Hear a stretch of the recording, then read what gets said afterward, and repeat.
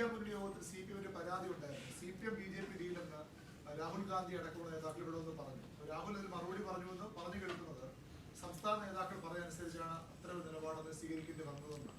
എനിക്കറിയില്ല, ഞാൻ ആ യോഗത്തിൽ പങ്കെടുത്തില്ല. അതിനെക്കുറിച്ച് ഒരു റിപ്പോർട്ട് എനിക്കറിയില്ല. ഞാൻ അദ്ദേഹത്തോടൊന്നും സംസാരിച്ചില്ല. അദ്ദേഹത്തിന് കേരളത്തിലെ പൊളിറ്റിക്സ് അറിയാമല്ലോ, തീർച്ചയായിട്ടും. അതിൻ്റെ നടപടിക്രമങ്ങൾ നോക്കിയിട്ട് അതിൻ്റെ കോടതിയുടെ പൊസിഷനും മറ്റു കാര്യങ്ങളൊക്കെ നോക്കിയിട്ട് നമ്മൾ തീരുമാനമാണ് നമ്മളെടുത്ത്.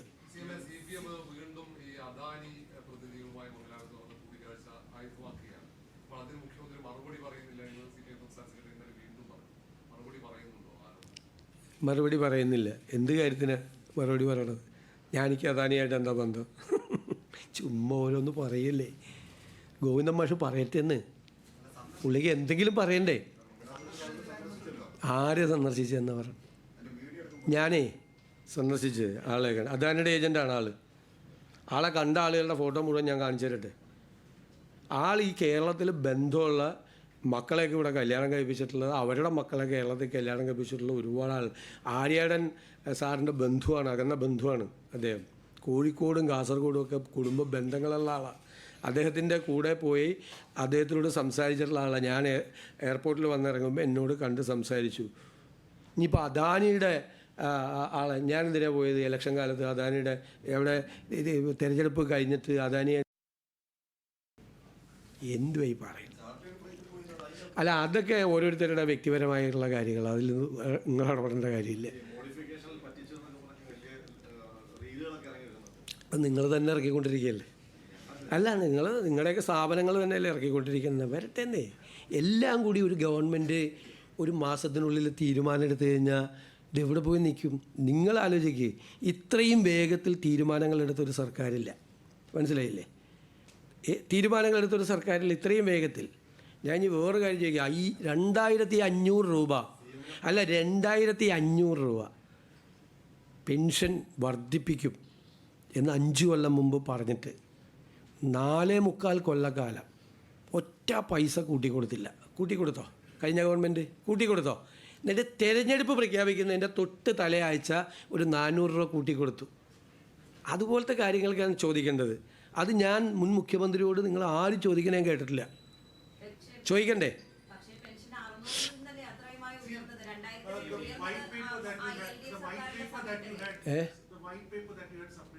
You had said for revival of the economy, you said there was going to be private power projects, foreign university and rare earth development. Now, all these are long-term returns, nothing on the short term. So what is the plan for the next 2 years other than borrowing?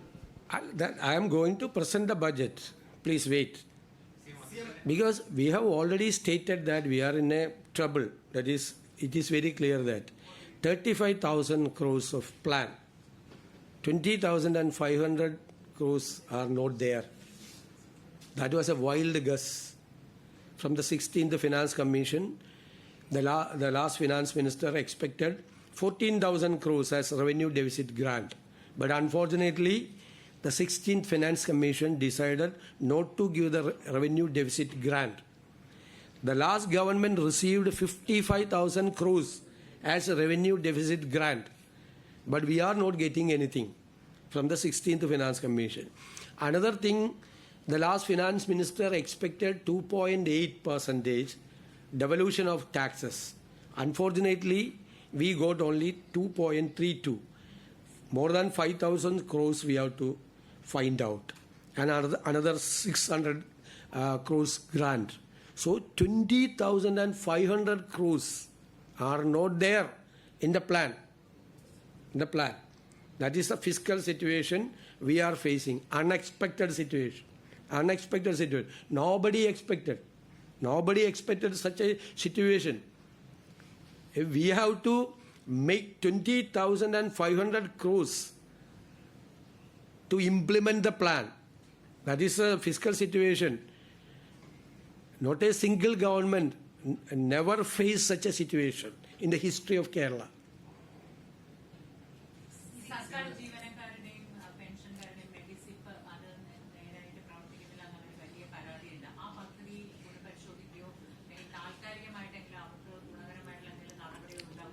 Medisep പദ്ധതി എന്തായാലും പുനഃപരിശോധിക്കും. പക്ഷേ insurance ആയിട്ടുള്ള agreement ആണ്, അതിൻ്റെ കാലാവധിയും മറ്റുമൊക്കെ നോക്കണം.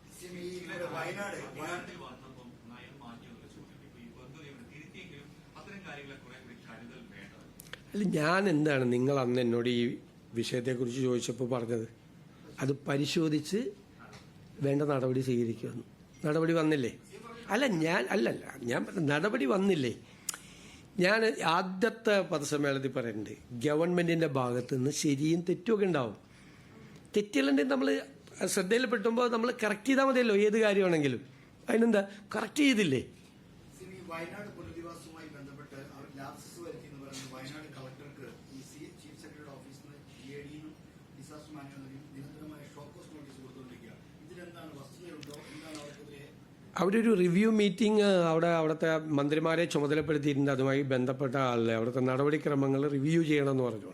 ഞാനിങ്ങനെ ഒരു വാർത്ത ശ്രദ്ധയിൽപ്പെട്ടതിനെക്കുറിച്ച് അന്വേഷിച്ചപ്പോൾ ഈ ലോണുകളെല്ലാം ടേക്ക് ഓവർ ചെയ്യാൻ വേണ്ടിയിട്ടുള്ളൊരു തീരുമാനമൊക്കെ എടുത്തിട്ടുണ്ടായിരുന്നത്, അത് ഇംപ്ലിമെൻ്റ് ചെയ്യാത്തതായിട്ട് ബന്ധപ്പെട്ടതാണ്. അത് ഇപ്പോൾ ബജറ്റ് കഴിഞ്ഞാൽ ഞാൻ തന്നെ ഒരു റിവ്യൂ മീറ്റിംഗ് അവിടുത്തെ ഗവൺമെൻറ് ചെയ്യേണ്ട ഒരുപാട് കാര്യങ്ങളിൽ പരാതിയുണ്ട്. അവിടെ വ്യാപകമായ പരാതികളുണ്ട്.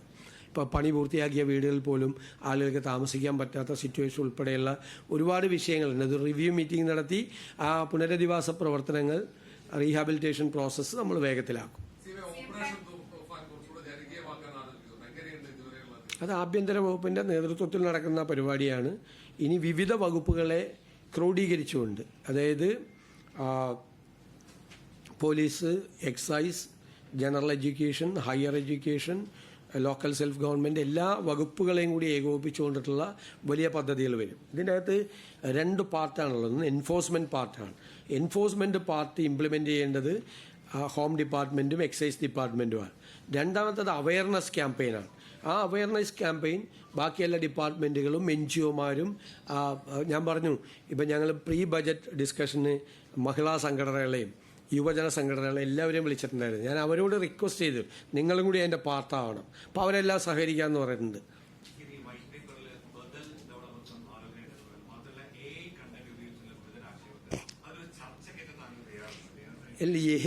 KM ചന്ദ്രശേഖർ അതിൻ്റെ ചെയർമാൻ മറുപടി പറഞ്ഞല്ലോ. ഞാൻ തോമസ് ഐസക്ക് എന്നെ വളരെ അടുത്ത സ്നേഹിതനും വളരെ അടുത്ത സുഹൃത്തുമാണ്. തമാശ പറയാറുണ്ട്. ഇങ്ങനത്തെ തമാശ പറയുമോ? കൊണ്ടാണ് ഇത് ചെയ്തത്. 172 പേജ് ഇത്ര ദിവസം കൊണ്ട് എങ്ങനെ ഉണ്ടാക്കി? 172 പേജൊക്കെ ഉണ്ടാക്കാനുള്ള കപ്പാസിറ്റി ഗവൺമെൻറ്റിനുണ്ട് 10 ദിവസം കൊണ്ട്. ഞങ്ങളത് ചെയ്തു. ഒരു ഉപയോഗിച്ചിട്ടില്ല എന്ന് KA ചന്ദ്രശേഖരൻ പറഞ്ഞു. ഇനി AI ഉപയോഗിച്ചാൽ എന്താ തെറ്റ്? ഞങ്ങൾ AI ഉപയോഗിക്കും ഇനിയുള്ള കാര്യങ്ങൾക്ക്. ഇതിലുപയോഗിച്ചിട്ടില്ല. ആർട്ടിഫിഷ്യൽ ഇൻ്റലിജൻസ് ടൂൾ ഈ ഗവൺമെൻറ് ഉപയോഗിക്കും. ഡാറ്റ ഡ്രിവൺ ഗവേണൻസാണ് വരാൻ പോകുന്നത്. അതിൻ്റെ ഭാഗമായി AI ടൂൾസ് ഉപയോഗിക്കും. ഞങ്ങളതിൻ്റെ സ്റ്റഡി തുടങ്ങിക്കഴിഞ്ഞു. ഞങ്ങൾ അതിന് ആവശ്യമായ ആളുകളെ ചുമതലപ്പെടുത്തി കഴിഞ്ഞു. അത് ചെയ്താൽ എന്താ തെറ്റ് ഒരു ഗവൺമെൻറ്? പിന്നെ പറഞ്ഞു ട്രഷറിയിലെ ബാലൻസ് അല്ലേ ഒരിക്കലും പുറത്തറിയാൻ പാടില്ല എന്ന് പറഞ്ഞില്ലേ? ഒരിക്കലും പുറത്തറിയാൻ പാടില്ല എന്ന് നിങ്ങൾ ശ്രദ്ധിക്കണം പറഞ്ഞല്ലോ. അതാണല്ലോ ഒരു ആക്ഷേപം. ട്രഷറിയിൽ 6000 കോടി രൂപ ബാക്കിയുണ്ടെന്ന് ആദ്യം പറഞ്ഞാരാ? മുൻ ധനമന്ത്രി KN ബാലഗോപാൽ. അപ്പോൾ രഹസ്യം, ബജറ്റ് രഹസ്യം അല്ലെന്നാണ്, ട്രഷറി രഹസ്യം. ട്രഷറിയിലെ ബാലൻസ് പുറത്തു പറയാൻ പാടില്ല. ട്രഷറിയിലെ ബാലൻസ് ആദ്യം പുറത്തു പറഞ്ഞ ആള് മുൻ ധനകാര്യമന്ത്രി. ഇതിലൊന്നും ഒരു രഹസ്യമില്ലെന്ന്, ഒരു രഹസ്യമില്ല.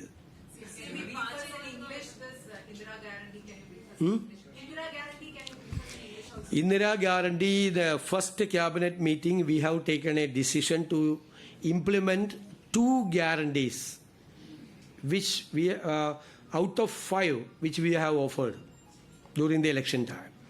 First was the free journey in the Kerala State Road Transport Corporation buses. Second, to constitute a new department for senior citizens. The first decision,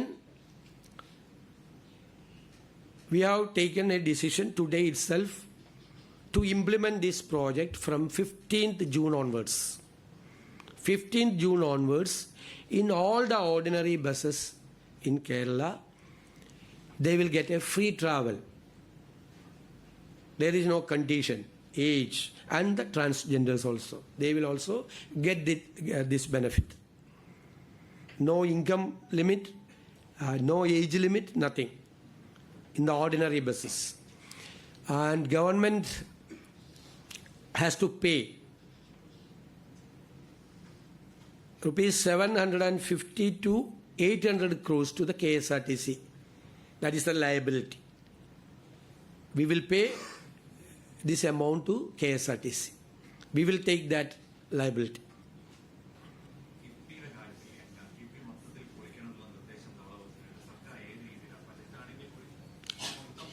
അല്ല, കിഫ്ബി നമ്മൾ റീസ്ട്രക്ചർ ചെയ്യും. അതെങ്ങനെയാണ് ചെയ്യുന്നതെന്ന് നമ്മൾ സ്റ്റഡി ചെയ്തുകൊണ്ടിരിക്കുകയാണ്.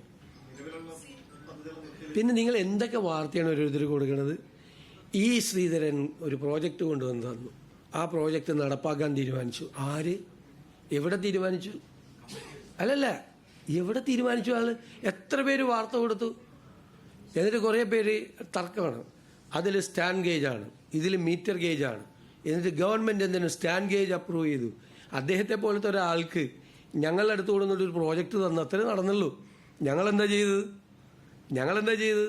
അത് സ്റ്റഡി ചെയ്യാൻ ഒരു കമ്മിറ്റി ഉണ്ടാക്കി. ഒരു റെയിൽവേ എക്സ്പേർട്ട്, ഒരു എൻവയൺമെൻറ്റ് എക്സ്പേർട്ട്, ഒരു ഫിനാൻസ് എക്സ്പേർട്ട്. ഈ 3 ആസ്പെക്റ്റും അതിൽ പരിശോധിക്കണം. റെയിൽവേ ആംഗിളിൽ നിന്ന് ഏതാണ് കേരളത്തിന് അനുയോജ്യം, ഇപ്പോഴത്തെ മോഡേൺ സ്പീഡ് കോറിഡോർ എങ്ങനെയാണ് ചെയ്യുന്നത്, സ്റ്റാൻഡ് ഗേജ് ആണോ, മീറ്റർ ഗേജ് ആണോ, പില്ലറിലാണോ, എംബാങ്ക്മെൻറ്റിലാണോ, എങ്ങനെയാണ് ചെയ്യുന്നത്, ഇപ്പോൾ തന്നിരിക്കുന്ന പ്രപ്പോസൽ അത് പറ്റിയതാണോ? നമ്മൾ സിൽവർ ലൈനിനെതിരായിട്ടുള്ള ഞങ്ങളുടെ അലിഗേഷൻ എന്താ? 2 കാര്യമാണ് പറഞ്ഞത്. അത് ഇക്കണോമിക്കലി ഫീസിബിൾ അല്ല, നമ്പർ 1. നമ്പർ 2, അതൊരു എൻവയൺമെൻറ്റ് ഡിസാസ്റ്റർ ആയിരിക്കും. കേരളം പോലുള്ള വളരെ ക്ലൈമറ്റ് ചേഞ്ച് ഒരുപാട് പ്രശ്നങ്ങൾ ഉണ്ടാക്കിയിട്ടുള്ള ഒരു സ്റ്റേറ്റിൽ ഇതുപോലത്തെ ഏത് പ്രോജക്റ്റ് വന്നാലും ഈ ഗവൺമെൻറ് അത് പരിശോധിക്കും, അതിൻ്റെ എൻവയൺമെൻറ്റ് ഇമ്പാക്റ്റ് പരിശോധിക്കും. അതുകൊണ്ടാണ് ആദ്യമായിട്ടാണ് നമ്മളൊന്നും ഗവൺമെൻറ് കമ്മിറ്റികളിലൊന്നും എൻവയൺമെൻറ്റ് എക്സ്പേർട്സിനെ വയ്ക്കാറില്ല. എൻവയൺമെൻറ്റ് എക്സ്പേർട്ടിനെ കൂടി വെച്ചിട്ടാണ് ആ കമ്മിറ്റി കോൺസ്റ്റിറ്റ്യൂട്ട് ചെയ്തിരിക്കുന്നത്. വിത്തിൻ 3 വീക്സ് അവരതിന് ആ കമ്മിറ്റിയുടെ റിപ്പോർട്ട് തരും. എന്നിട്ട് ഞങ്ങളത് പഠിക്കും, എന്നിട്ട് തീരുമാനമെടുക്കും. ഈ ശ്രീധരൻ വന്ന് എന്നെ കാണണമെന്ന് പറഞ്ഞാൽ എനിക്ക് കാണണ്ടെന്ന് പറയാൻ പറ്റും. അദ്ദേഹം ഒരു റിപ്പോർട്ട് തന്നു, ഞാനത് വാങ്ങിച്ചു വെച്ചു. ഞാൻ പോലും വായിച്ചു നോക്കുന്നതിന് മുമ്പേ വാർത്ത വന്നു, ഇത് ഗവൺമെൻറ് പ്രഖ്യാപിച്ചു എന്ന് പുതിയ പദ്ധതി. ഭയങ്കരം തന്നെ.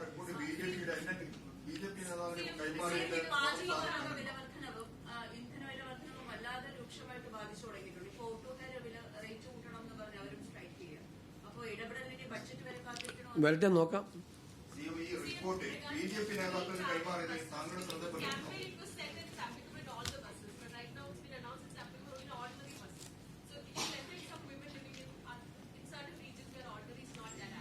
We will examine. We are going to study this thing also.